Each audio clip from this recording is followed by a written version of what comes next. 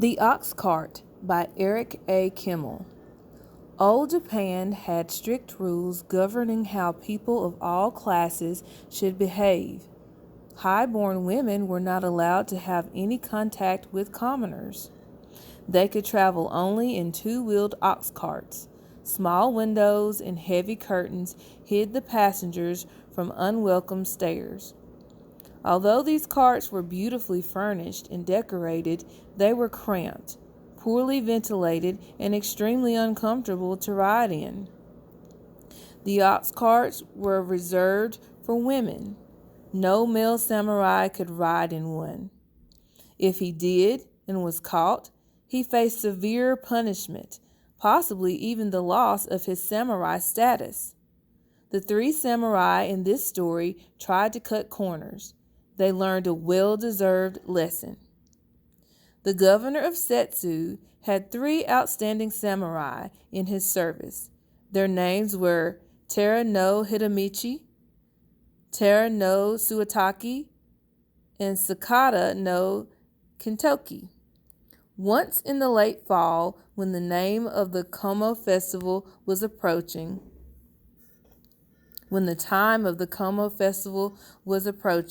the three samurai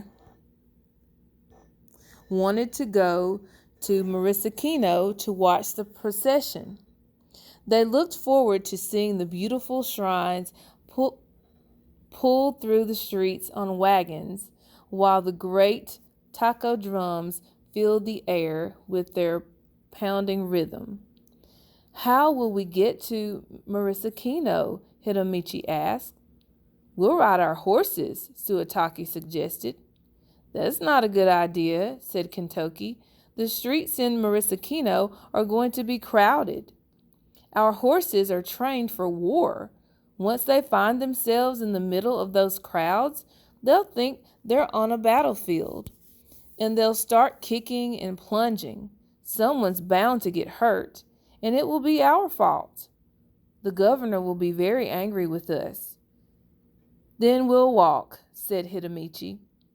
Three samurai walking along on foot like common peasants? "We'd be disgraced," Suetaki replied.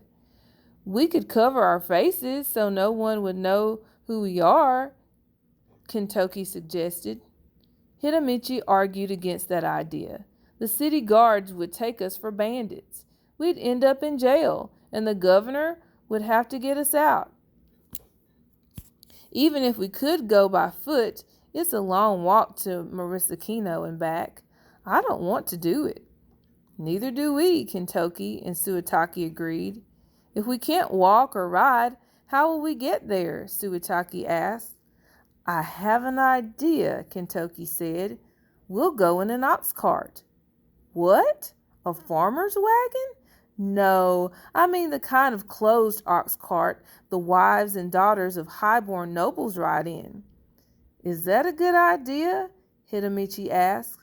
"Samurai are warriors. We aren't allowed to ride in carts or wagons. If anyone sees us, we'll be disgraced." "Nobody will see us," Kintoki assured him. "These ox carts are completely enclosed. The windows are covered with heavy curtains so no one can see inside."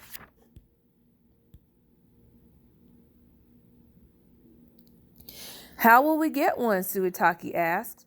"Three samurai can't hire an ox cart without the whole town learning about it." "I've thought of that already," said Kintoki. "My sister is lady-in-waiting to the governor's wife. The governor has plenty of ox carts. Some are hardly ever used. My sister can arrange for us to borrow one. We'll walk along beside it on the way through town, pretending we're an escort.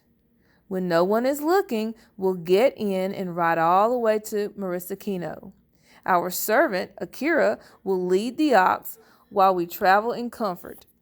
The plan worked perfectly, except for one unforeseen difficulty. The three samurai had never traveled in an ox cart. Although the vehicle looked elegant, it had no springs.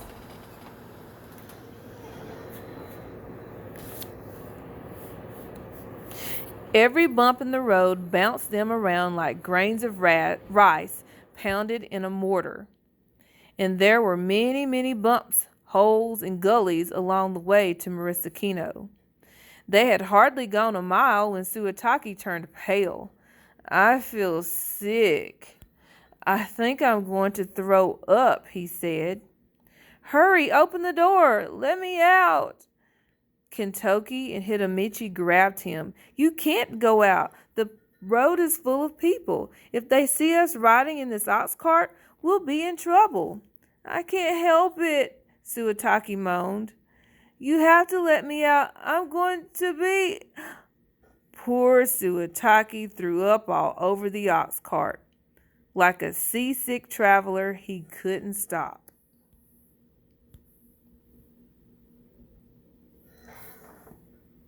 Vomiting, even when his stomach was empty, he lay helpless on the floor, moaning and coughing. Hidemichi turned pale. "What a terrible stench! Open the curtain, Kentucky, or I'll be sick too." "We can't open the curtains. No one must see us in here," said Kentucky. "Then I'm going to be sick with Suataki." Hidemichi clutched his stomach and then threw up too. Within minutes, Kentucky joined him. The three samurai lay in a heap, vomiting on each other, groaning in misery. The people on the road to Marissakino heard terrible groans coming from the ox cart. "What is going on in there?" they asked Akira, the samurai servant. "It sounds as if someone is dying. Open the door. The people inside need help." "Don't touch that door," Akira blurted out. He could not allow his masters to be discovered riding in a women's ox cart. "The governor's aunt is inside. She was suddenly stricken with a terrible disease. Oozing sores broke out all over her body. The doctors can't help her. She is going to the temple in Marissakino to pray for a cure. No one must go near that cart. She might have the plague." Needless to say, no one approached the cart again. The opposite happened. People on the road ran away when they saw the ox cart coming. It continued on to Marissakino, lurching back and forth on the bumpy road, with the three miserable samurai tumbling around inside it. At last, the cart stopped. "Masters, we are here. We've reached the outskirts of Marissakino," Akira whispered. He waited for a reply, but heard nothing. Finally, he said, "I'm going to find a pasture for the ox. Then I'm going to watch the procession. Come quickly, it will be starting soon." Akira unhitched the ox and led it away. When he returned hours later, he found the ox cart door still shut, with no sign that his masters had ever emerged. Fearing that they might be dead, Akira opened the door and peeped inside.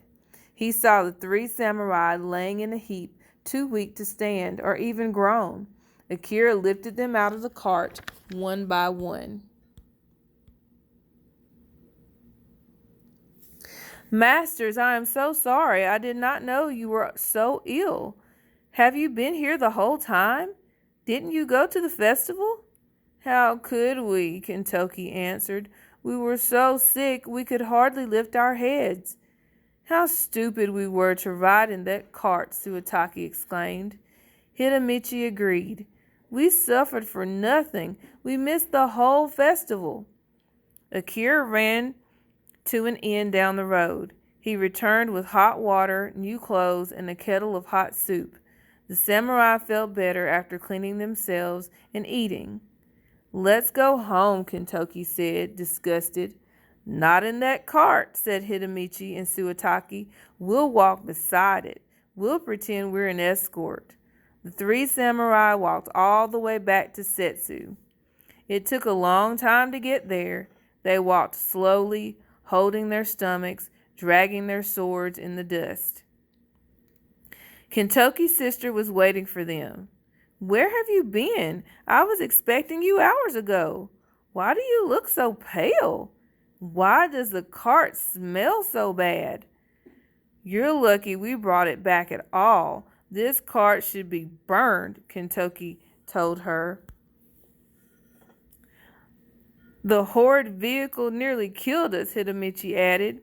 I'd rather face slow death by torture than ride in an ox cart again, said Suetake. Kentucky's sister began to laugh. You samurai are always telling your wives and sisters how tough you are. You only went to Marisakino. One short ride in an ox cart, and you come back looking like corpses. We women are tougher than you. We ride in those carts all the time. Kentucky, Suetake, and Hitamichi slunk away without a word.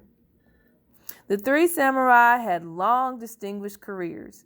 Kentucky climbed the walls of an enemy castle and opened the gate all by himself. Suetake stood alone in the middle of a bridge and fought off an attacking army. Hitamichi, after losing his sword, pulled an enemy general off his horse and captured him with his bare hands. But brave as they were, not one of the three ever went near an ox cart again. A samurai does not fear death, they would say, but some things are worse than death. An ox cart is one of them.